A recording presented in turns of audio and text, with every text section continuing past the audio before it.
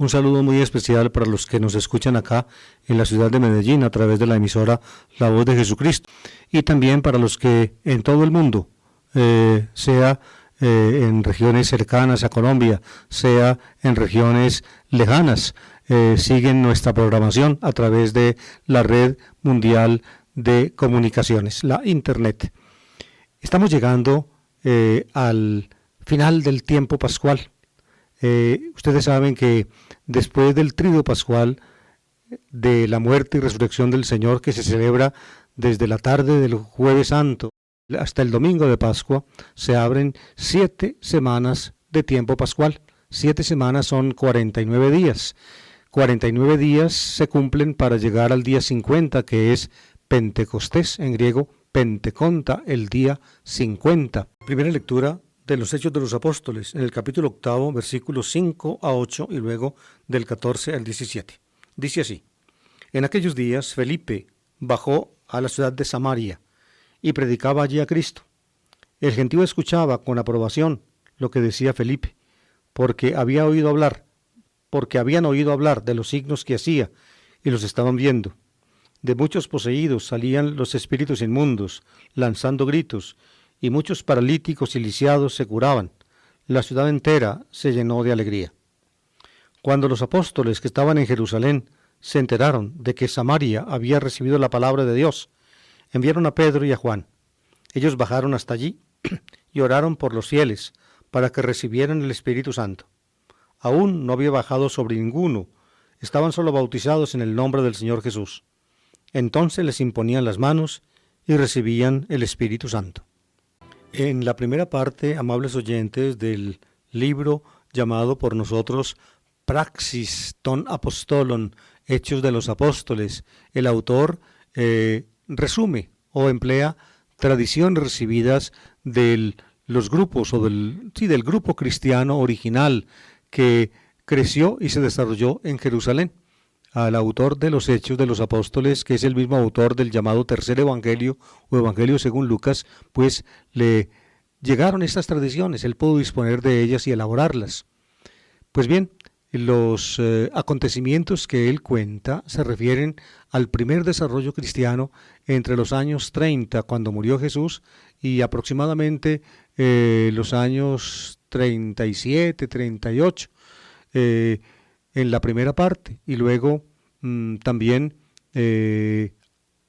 ya comienza desde esa primera parte a insinuarse el tema de la segunda parte del libro de los Hechos, que es la actividad apostólica de Pablo.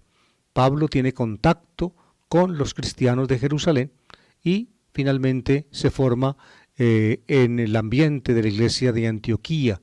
Pues bien, aquí cuenta el autor de los Hechos un acontecimiento histórico de evangelización trascendentalmente importante en el cristianismo primitivo. Fíjense, sabemos por el libro de los Hechos que un grupo, como escuchamos el domingo pasado en la primera lectura, un grupo cristiano de habla griega se formó al lado del grupo cristiano de habla aramea. Es evidente que estos cristianos de habla griega tenían, diría yo, un horizonte cultural más amplio y en el fondo más libre, más osado que el de los de habla aramea. Pues bien, precisamente por sus posiciones teológicas frente al judaísmo ancestral, estos cristianos fueron perseguidos. Uno de ellos, el jefe del grupo, llamado Estéfanos, San Esteban, el protomártir, fue, apedreado por otros judíos de habla griega, porque no estaban conformes que Esteban les hubiera dicho lo que les dijo en la propia sinagoga de ellos. Pues bien, debido a que se encendió una persecución contra los cristianos de habla griega, estos tuvieron que huir de Jerusalén. Es lo que podemos nosotros inferir de lo que cuenta el autor de Hechos de los Apóstoles. De ese grupo, de los de habla griega, era también Felipe, ese que mencionamos ahorita en la lectura. Escuchamos el nombre, Filipos, se dice en griego. Filos en griego significa amigo, el verbo filín, que es amar. Hipos es caballo en griego. Hipos, de ahí viene, por ejemplo, ustedes saben, hipódromo. El hipódromo, dromo es del verbo la raíz griega edramon significa yo corrí, hipódromo es el lugar donde corren los caballos. O también, fíjense esta otra palabra un poco digamos, risible. Hipopótamo, hipos es caballo, hipótamos es río. Un hipopótamo, pues, para los griegos era un caballo de río. Seguramente los griegos conocieron los hipopótamos en el Nilo, ahí abajito de Grecia, al otro lado del Mediterráneo. Pues bien, Filipos, pues, significa nombre griego, que significa amante de los caballos, amante de los caballos. Filipos era este cristiano helenista de habla griega, como su nombre también lo corrobora, que al haber huido de Jerusalén, entonces empezó a regar el evangelio. Del libro de los Hechos cuenta de él una historia que lo pone en contacto con un eunuco de la reina de Etiopía que había venido a peregrinar a Jerusalén. Felipe entonces le explica al eunuco en un precioso episodio que cuenta el libro de los Hechos, le explica después de haber sido invitado a montarse en la carroza donde iba el eunuco, le explica la profecía de Isaías 53, le habla pues del Señor Jesús y luego es bautizado el eunuco por Felipe. Y luego Felipe, como cuenta el texto, llega a Samaria. A Samaria. ¿Qué era Samaria, queridos oyentes? Samaria era la región norte de Judea y sur de Galilea. Podemos decir que la tierra de Palestina, la actual tierra que se llama Palestina, en el norte era, pues en el actual mapa, o en el mapa de la Palestina, al norte queda Galilea, en la mitad queda Samaria y al sur queda Judea. Esa tierra estaba básicamente poblada por judíos, en el norte, en Galilea, y en Judea, en el sur. En cambio, en Samaria, la región central, vivían los samaritanos, que eran, diría yo, los rescoldos del antiguo pueblo de Israel, que había sido destruido por los asirios, mezclado con personas de otra raza que habían traído los asirios a habitar en la región. Por tanto, para los judíos eran prácticamente bastardos estos samaritanos, étnicamente, de punto de vista raza, y también religiosamente los consideraban espurios, en fin, y no tenían buen trato con ellos, hasta que este bendito Felipe se le ocurrió, movido por el Señor, predicar en Samaria. Pues bien, se formó entonces por la actividad de Felipe, uno de los 7 helenistas que llama Lucas en el libro de los Hechos, se formó un grupito cristiano en Samaria. Felipe les administró el bautismo, o se lo hizo administrar, como también lo había hecho con el eunuco que les mencioné antes. Sin embargo, fíjense ustedes, la comunidad cristiana fundada por este helenista en Samaria fue una comunidad cristiana incompleta. Eso lo comprenden los apóstoles en Jerusalén. Lucas es muy agudo al distinguir a estos 7 que eran cabeza del grupo de los cristianos de habla griega. Es muy agudo al distinguir estos 7 de los llamados por Lucas apóstoles. Los apóstoles que para Lucas son los 12. Por eso el texto que escuchamos hoy dice que cuando los apóstoles que estaban en Jerusalén se enteraron de que Samaria había recibido la palabra de Dios, enviaron a Pedro y a Juan.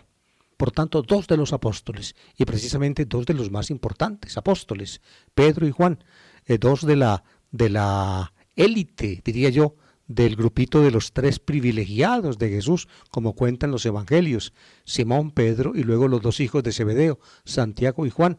Aquí pues es Juan el acompañante de Simón Pedro a Samaria, como para corroborar la misión de Felipe, el helenista, un cristiano de habla griega, compañero de Esteban, el que había muerto en la primera persecución. En fin, llegan pues Pedro y Juan, 2 apóstoles, es decir, 2 personas de las cuales que podían acreditar haber sido enviadas por el Señor mismo, por Jesús, por el resucitado, haber tenido, como cuenta Lucas, contacto con el Jesús terreno. Llegan pues Pedro y Juan, y dice Lucas, ellos oraron por los fieles para que recibieran el Espíritu Santo, pues no había bajado por sobre ninguno de ellos, solamente estaban bautizados en el nombre del Señor Jesús.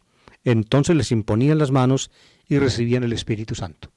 La presencia de los apóstoles, pues Pedro y Juan, corrobora o confirma con el don del Espíritu Santo la obra evangelizadora de Felipe, uno de los siete helenistas que tuvieron que huir de Jerusalén por la persecución.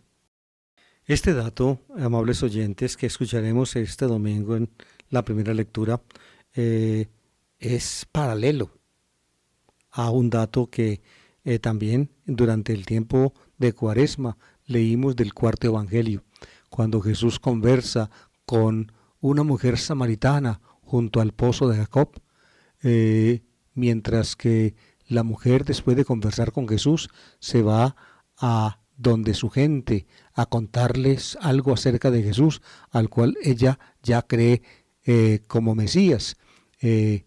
Jesús entonces habla con sus discípulos que le han traído de comer, y entre las cosas que les dice en plena región de Samaria es esta: miren ustedes, les dice a los discípulos, los campos que ya están maduros para la siega, es decir, ya las espigas han sido doradas por la luz del sol, ya el segador puede meter la hoz y recoger la cosecha. Y les dice, en este caso vale aquello de que uno es el que siembra y otro el que siega. Yo los he enviado a ustedes a segar lo que no habéis sudado. Es decir, uno sembró, otro segar. Yo pienso, y en esto me baso en una obra reciente de teología cristiana primitiva de Klaus Berger, Historia teológica del cristianismo naciente, que el hecho es el mismo, con otras palabras, que el que leímos en el texto de Hechos al comienzo, pues en esta explicación. Ustedes van a cegar lo que otros sudaron. Es decir, fue el helenista Felipe el que fundó la iglesia de la comunidad cristiana de Samaria, y el trabajo de Felipe se le añadió, pues, no como siembra, pero sí como siega, el trabajo de los apóstoles Pedro y Juan. La segunda lectura de este domingo está tomada de la primera carta de Pedro, en el capítulo 3, versículos 15 a 18. Dice así: Hermanos, glorificad en vuestros corazones a Cristo Señor, y estad siempre prontos a dar razón de vuestra esperanza a todo el que os la pidiere, pero con mansedumbre y respeto, y en buena conciencia, para que en aquello mismo en que sois calumniados, queden confundidos los que denigran vuestra buena conducta en Cristo. Que mejor es padecer haciendo el bien, si tal es la voluntad de Dios, que padecer haciendo el mal. Porque también Cristo murió una vez por los pecados, el justo por los injustos, para llevarnos a Dios. Murió en la carne, pero volvió a la vida por el Espíritu. Este pedacito que acabamos de escuchar aparece en la parte parenética de la primera carta de Pedro. En general, las cartas apostólicas del Nuevo Testamento, no siempre, pero en general, tienen como dos apartes. Al principio, la parte llamada doctrinal, es decir, se enseña una doctrina, se expone un pensamiento. Y la segunda parte se llama parte parenética, parenesis en griego, podría llamarse también paráclisis, significa exhortación, consejo. Aquí está pues la parte parenética, es decir, admonitoria, exhortativa de la carta. La carta primera de Pedro es un eco de la labor misionera y evangelizadora del apóstol en el marco de la misión de la iglesia de Antioquía. Pedro se localizó en Antioquía, probablemente desde que también los cristianos o algunos cristianos de habla aramea fueron perseguidos en Jerusalén y en Judea, y luego prácticamente después de la famosa reunión de los apóstoles en Jerusalén en el año 49, cuando Pedro estaba en Jerusalén junto con los otros apóstoles y con los presbíteros, y vinieron de Antioquía Pablo, Bernabé y Tito para la reunión a tratar el problema de la admisión de los no judíos o los no circuncidados en la iglesia. Pedro, después de esa reunión, también fue Antioquía. Pues bien, a raíz de una dificultad entre Pedro y Pablo, prácticamente Pedro asume de cuenta propia, como la principal figura de iglesia que era, asume las riendas de la evangelización de los gentiles en la órbita de la iglesia antioquena. La iglesia antioquena fue fundada por los mismos helenistas, fíjense ustedes, a los cuales pertenecía Felipe, el que fundó la iglesia de Samaria, a la cual luego, digamos, se adjuntaron para corroborarla con el don del Espíritu Santo, como escuchamos ahora, los apóstoles de Jerusalén, Pedro y Juan. Pues bien, los helenistas fundaron Antioquía, Pedro llegó allí, como había llegado con Juan a Samaria, y actuó allí. Pues bien, les decía yo, esta carta es como un eco de esa misión petrina. Noten aquí los imperativos de la parenesis, es decir, de la exhortación, de la admonición. Glorificad, fíjense, es un imperativo. Glorificad en vuestros corazones a Cristo Señor. Luego otro imperativo, estad siempre prontos para dar razón de vuestra esperanza a todo el que os la pidiere. Esos son los imperativos. Hay diferentes, para recordarles un poco la gramática. Hoy en día la gramática es una de las grandes ausencias en la formación que recibe nuestra juventud en el idioma español. Lastimosamente, el estudio concienzudo de la gramática se ha perdido mucho.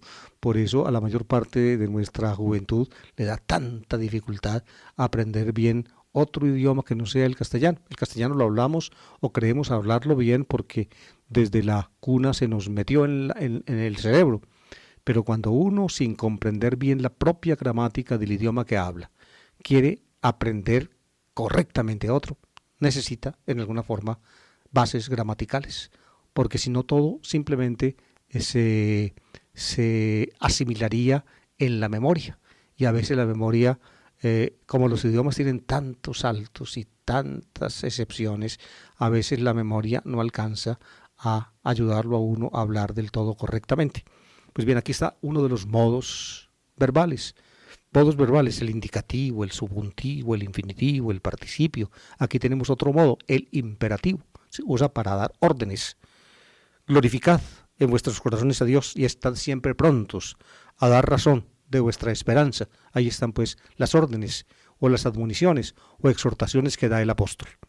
Noten la segunda, estad siempre prontos para dar razón de vuestra esperanza. Es una frase que a mí pues me conmueve. Un cristiano debe dar razón de su esperanza, es decir, manifestarse como creyente y explicarle a otros por qué lo es. Eso es lo que aquí el apóstol llama dar razón de vuestra esperanza. En el ambiente, digamos, del mundo helenista de la época, donde algunos cristianos que venían del paganismo se hicieron cristianos, ellos seguían su contacto con sus antiguas amistades, su familia, y les preguntaban, ¿usted por qué entró a ese grupo? ¿Usted por qué entró a esa secta? ¿Usted por qué se hizo cristiano? Esa es la respuesta que deben dar, o que el apóstol insinúa en los labios de ellos, es dar razón de vuestra esperanza. Precisamente yo me metí de cristiano porque tengo una esperanza, una ilusión muy grande en Dios. Esa es la cosa, porque finalmente la fe cristiana me responde a mí de mis profundas inquietudes, de mi apertura, de mi necesidad perentoria de lo divino. Eso es entonces dar razón de la esperanza. ¿Y cómo lo deben hacer, amables oyentes? Dice aquí el apóstol, dice, con mansedumbre y respeto y en buena conciencia, para que en aquello mismo en que sois calumniados queden confundidos los que denigran de vuestra buena conducta en Cristo. Con mansedumbre y respeto y en buena conciencia. 3 características. Es decir, uno, cuando le preguntan por qué es cristiano, no debe de inmediato armar pelea. Aun cuando, por ejemplo, quieran criticarle su opción cristiana, uno debe recibir las críticas y responder con mansedumbre y respeto, es decir, respetar al interlocutor, aunque el interlocutor a menudo no lo respete a uno.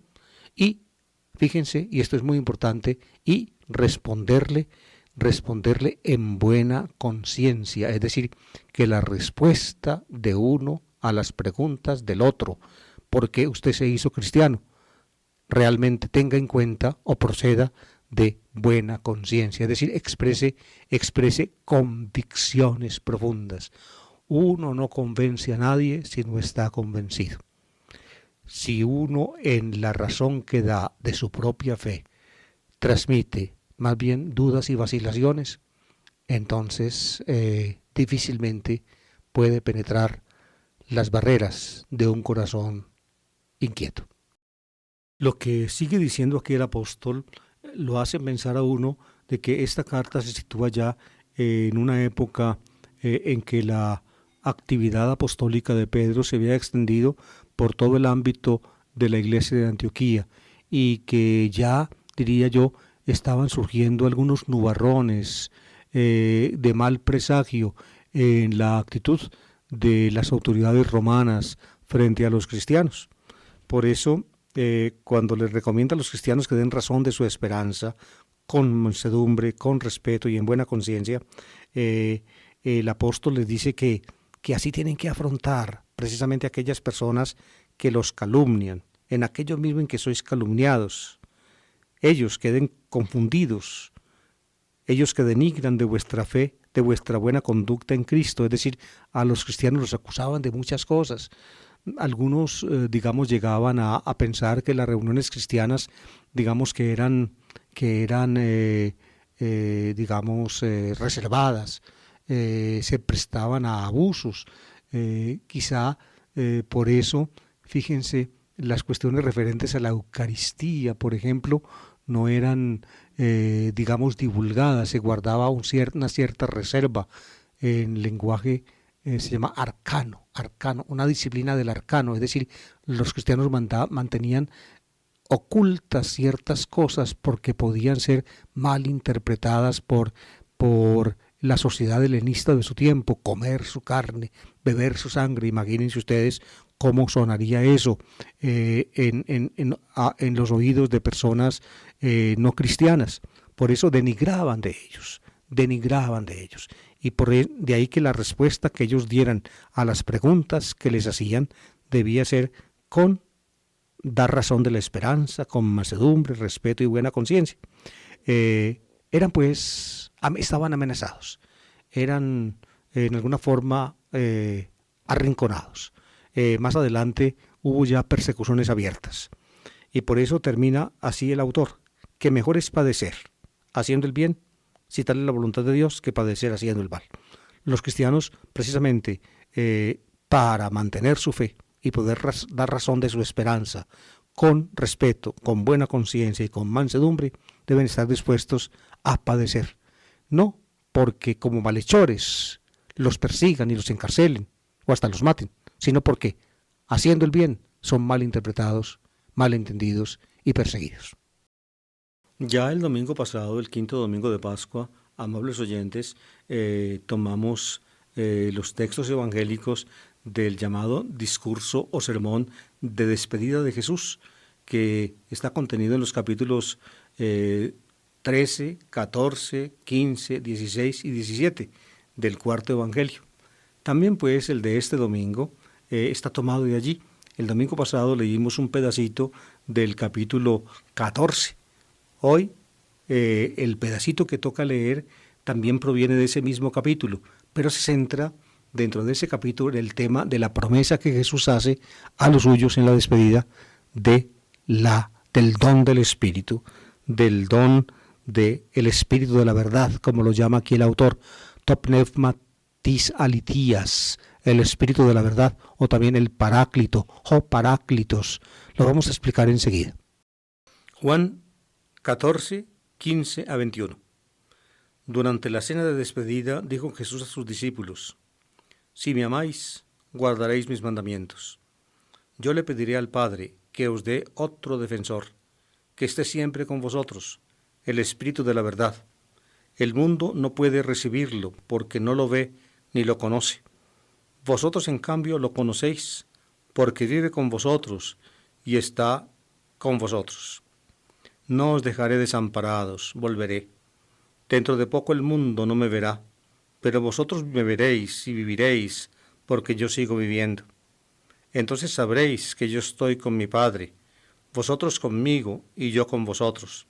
El que acepta mis mandamientos y los guarda, ese me ama, y al que me ama lo amará mi Padre, y también lo amaré yo, y me revelaré a él. En la explicación del pedacito de el sermón de despedida que tocó explicar el domingo pasado, les decía yo que el ambiente que supone el evangelista de los discípulos de Jesús es de tristeza, de inquietud, de ansiedad. Jesús se va. Él le repite una y otra vez, me voy. Y trata de consolarlos, me voy, porque quiero prepararles a ustedes en la casa de mi Padre, que tiene muchas habitaciones, un lugar. Y cuando lo tenga preparado, volveré y os llevaré conmigo. Esa es, pues, la seguridad que quiere darles Jesús. Sin embargo, la experiencia que ellos hacen es que ya Jesús en persona, en presencia visible, no está con ellos. En esas condiciones tendrá que vivir desde el comienzo la iglesia. Así vivieron después de la muerte de Jesús sus discípulos. Así vivimos, digámoslo así, continuamente los cristianos. No está con nosotros.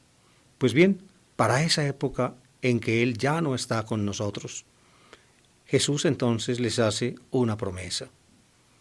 Les hace una promesa. Ellos deben permanecer en el amor de Él, amarlos a Él como Él los ha amado. En otro punto del sermón explica Jesús este tema, pero por ahora lo supone y simplemente dice, si ustedes permanecen en mi amor, es decir, si ustedes digamos, me dan campo a mí en el corazón de ustedes, yo le pediría al Padre que es de otro defensor que esté con vosotros, el Espíritu de la verdad. Otro defensor. Jesús pues se va al Padre. En la casa de Él están las habitaciones que Él va a prepararnos. Se va pues y junto al Padre Jesús va a formular una petición por nosotros. Esta intercesión de Jesús en la casa del Padre, del Jesús celestial por nosotros, es un tema, digamos, muy cotizado de la más primitiva cristología. Algunos autores, por ejemplo, Klaus Berger, que les mencioné ahora, pone, digámoslo así, el desarrollo de esta concepción cristológica diría yo, del carácter soteriológico, es decir, de la actividad salvífica de Jesús, basada en su resurrección y no primordialmente en su muerte. Más adelante también la muerte de Jesús fue interpretada en este sentido. En fin, yo no quiero entrar acá en estas disquisiciones del desarrollo de la teología cristiana primitiva. Solamente atengámonos al texto. En el cielo, pues, está Jesús que se va. Y en el cielo Jesús intercede por nosotros. Intercede por nosotros ante el Padre. Eso lo dice, por ejemplo, Pablo en el capítulo 8 de la carta a los Romanos. Lo dice. Él intercede por nosotros ante Dios. Se comporta por nosotros entonces, con Dios para nosotros como un abogado. Un abogado defensor. Es la palabra que emplea aquí el autor del cuarto evangelio, para que os dé otro defensor. Aquí en esta traducción emplean la palabra defensor. En el texto griego del cuarto evangelio está paráclitos. Escuchen, paráclito decimos en castellano. Casi nadie en nuestro idioma sabe qué significa eso. Uno tiene que conocer la etimología de la palabra para poder precisar el significado. Klitos es el verbo kalin en griego. Kalin, que significa llamar, y para significa al lado de. Por tanto, cuando uno llama a otro para que esté al lado de uno y lo asista, uno se consigue un paráclito, es decir, un abogado defensor, alguien que lo acompañe, que salga por uno, sobre todo en un foro judicial, delante pues del trono de Dios. Fíjense ustedes, donde está Dios, Jesucristo está al lado, no como un fiscal para acusar. La función de fiscal acusador era en el Antiguo Testamento Satán. Ahora tenemos un paráclito que es que es Jesús, que es Jesús que está al lado de Dios y que intercede por nosotros. Y por eso en la primera carta de Juan, amables oyentes, se dice que todos somos pecadores, pero que tenemos un defensor, un paráclito ante el Padre, Jesucristo el justo, que intercede por nosotros. Porque eso lo dice la primera carta de Juan, que tenemos en Jesús un paráclito ante el Padre que intercede por nosotros para que nos perdone Dios los pecados de cada día. Fíjense ustedes, por eso aquí Jesús en el sermón de la última cena habla de otro paráclito. Fíjense, esta es la palabra otro paráclito. Son por tanto dos paráclitos los que tenemos. Uno en el cielo junto al trono de Dios, que es Jesús, y otro que tenemos aquí en la tierra. Otro que tenemos aquí en la tierra que Jesús nos da o nos promete antes de irse. Les vuelvo a leer para que tomen la idea. Yo le pediré al Padre que es de otro defensor,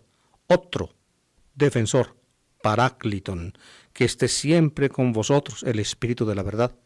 Tenemos pues un abogado defensor en el cielo que habla por nosotros ante Dios, y tenemos un defensor en la tierra, y lo llama aquí también paráclito, el otro paráclito, y lo llama to pneumatis alithías, el Espíritu de la verdad.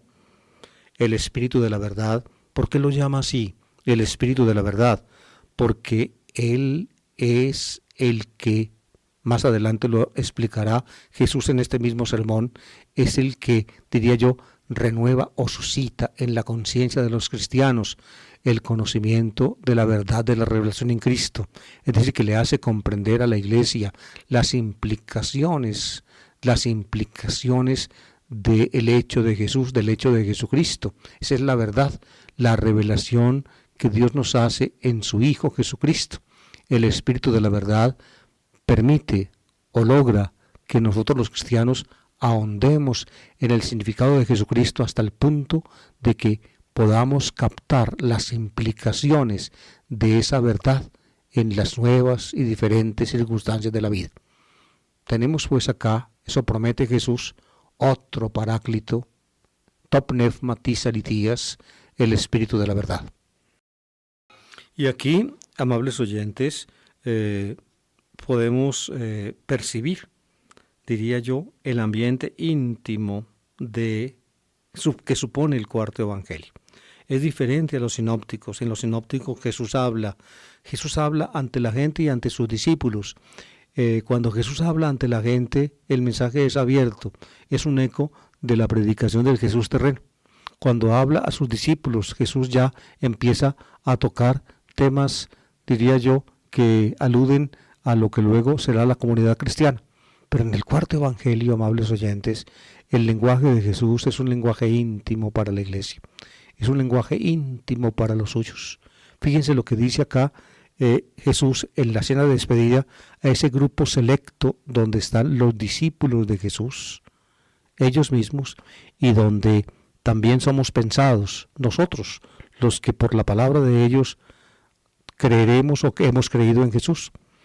El mundo, dice acá, que es lo contrario, el mundo es el ámbito general de esta humanidad, en cuanto contrapuesto al ámbito, digamos, especial de nosotros los cristianos. El mundo no puede recibirlo porque no lo ve ni lo conoce. Al Espíritu de la verdad el mundo no lo puede recibir, no lo ve ni lo conoce, el mundo es el mundo. Esa realidad, digámoslo así, en las antípodas de Dios, a esa realidad no tiene acceso, según el cuarto evangelio, el Espíritu. El Espíritu tiene acceso a este ámbito especial de los creyentes en Jesús. Nosotros lo conocemos y por eso lo podemos recibir.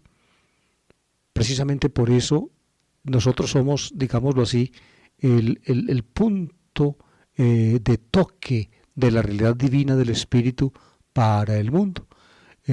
No es desde el mundo a nosotros, sino de nosotros hacia el mundo. Jocosmos es la expresión joánica para distinguir, diría yo, lo exterior del núcleo íntimo de los discípulos de Jesús, que somos nosotros, la comunidad cristiana. El mundo pues no lo ve ni conoce al Espíritu de la verdad, por eso no lo puede recibir. Un cierto dejo nostálgico se nota en estas palabras de Jesús. Yo pienso que a pesar de que estos capítulos joánicos son una profunda elaboración literaria y teológica del evangelista, sin embargo, tienen en sí un eco de la experiencia original del grupo cristiano, el que derivó de la actuación misma de Jesús. Ese grupo, después de la muerte y resurrección de Jesús, sintió ausencia. No os dejaré desamparados, dice aquí Jesús. No perdáis la calma. Habíamos leído en el pedacito que tocó el domingo pasado. No perdáis la calma. Creed en Dios, creed también en mí. Solamente si creemos en Él, podemos creer en Dios. Esa es la convicción cristiana. No os dejaré desamparados. En alguna forma, pues, el cristiano, en la ausencia de Jesús, se siente desamparado, se siente solo, se siente huérfano.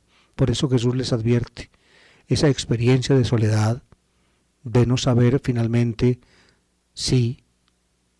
quién está al lado de uno. Esa experiencia, pienso yo, la tuvieron los cristianos desde el comienzo. No os dejaré desamparados, volverá. Jesús volverá. Y fíjense la forma como se habla acá del regreso. En el cristianismo naciente, fíjense, Jesús tomó el tema apocalíptico de la venida del Hijo del Hombre y él mismo, esa es mi manera de pensar, insinuó que en el Hijo del Hombre que esperaba el judaísmo apocalíptico, él mismo sería el sujeto que vendría.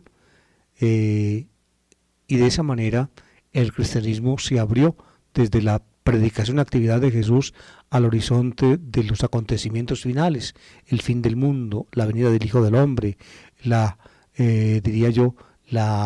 realización plena del reino de Dios. Son temas de la escatología del judaísmo jasídico y luego también de Jesús. Pero aquí, fíjense ustedes, y esto es muy hermoso y muy profundo en la meditación del cuarto evangelista, aquí Jesús dice, volveré. Y cuando se dice volveré, fíjense, ya no es, diría yo, en ese sentido, diríamos, exclusivo de la venida del Hijo del Hombre al final de los tiempos, aquella a la cual se referían los cristianos de habla aramea cuando pronunciaban la oración en arameo, Maranatha, Señor nuestro, ven, sino que ya en la venida del resucitado a los suyos, en esas experiencias pascuales, en el cuarto evangelista, o según el cuarto evangelista, ya se da como un anticipo, un preludio, una aurora, una luz que prácticamente, diría yo, constituye una anticipación, una prolempsis, diríamos en griego, una anticipación de las realidades escatológicas. Esto lo explica un profundo exégeta y teólogo anglicano, se llama Dodd, el apellido es Dodd, en un libro que se llama The Interpretation of the Fourth Gospel, la interpretación del cuarto evangelio. En la jerga teológica común se llama eso escatología realizada, es decir, lo que esperamos en el futuro en alguna forma toma ya cuerpo en el presente. No os dejaré desamparados, volveré. Dentro de poco el mundo no me verá, pero vosotros me veréis y viviréis, porque yo sigo viviendo. Volveré. Y en este volveré, pues, se miran en un mismo horizonte la venida del resucitado a los suyos y la venida del Hijo del Hombre al final de los tiempos. En un mismo horizonte, digamos, encuadra el evangelista la venida del Señor. El mundo no lo sabe. Nosotros los íntimos de Jesús lo sabemos. El mundo no lo verá, pero nosotros lo veremos. Los discípulos lo vieron, lo sintieron junto a sí. Dios llenó su conciencia de la íntima convicción de la vida del Señor. Yo vivo y también vosotros viviréis. Y termina así. El que acepta, entonces sabréis que yo estoy con mi Padre, vosotros conmigo y yo con vosotros. Yo estoy con mi Padre, vosotros conmigo y yo con vosotros. La formulación joánica de la relación entre el Padre y el Hijo que en alguna forma pues le da al monoteísmo de la fe de Israel una impronta cristiana, digamos, que no podemos nosotros, o de la que no podemos prescindir, es esta: yo en mi Padre en mí. Es decir, el Padre y el Hijo tienen que ser vistos en cierta unidad. Yo en mi Padre, el Padre en mí. Para la fe judía tradicional, escucha Israel, Shema Israel, Adonai Eloheka, el Señor, pues tu Dios, Adonai Echad, es un único Señor, único. Pues bien, en la forma cristiana del cuarto evangelio es el Padre en mí, yo en el Padre. El Padre en mí, yo en el Padre. Cuando venga el Señor y nos llenemos de la convicción de su vida y de que vivimos en Él, entonces, fíjense, podemos comprender, como dice aquí el texto, que yo estoy con mi Padre, vosotros conmigo y yo con vosotros. Yo con mi Padre, porque el Padre está también en mí. Vosotros conmigo y yo con vosotros. Es la unidad maravillosa del cumplimiento del designio de Dios. Fíjense, aquí está la forma joánica, es decir, propio del cuarto evangelio, de aquello que en terminología y en horizonte apocalíptico dice el apóstol Pablo en el capítulo 15 de la primera carta a los Corintios, que cuando se cumpla pues el plan divino, también el Hijo entregará su reino al Padre para que Dios sea todo en todos. El horizonte paulino es de la apocalíptica del judaísmo y es universal. El horizonte joánico es eclesial. Los suyos, los de Jesús con Él, íntimamente, y porque están con Él, están con Dios. Y así, queridos oyentes, llegamos al final de nuestra palabra del domingo.